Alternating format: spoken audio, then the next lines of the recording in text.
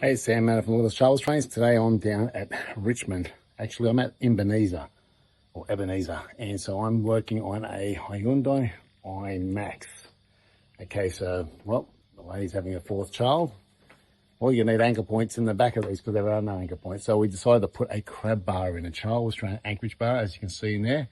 What's good about this bar, though, it is from the bottom of it to the floor, it's 840 millimeters, which means you can get plenty of prams, you've got double prams, heaps of boot space, as you can see. There's almost 900 millimeters of boot space there.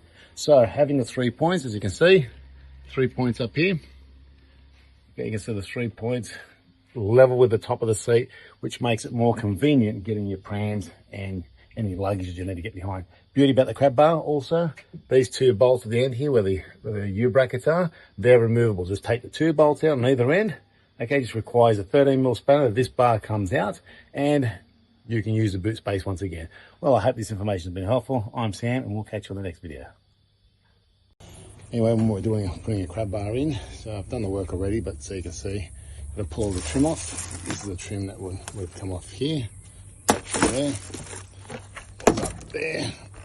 Okay, so what we've done is there was an existing trim plug hole, which is where I've actually pulled the hole in already. I've hole sawed it out. It's an existing trim hole plug.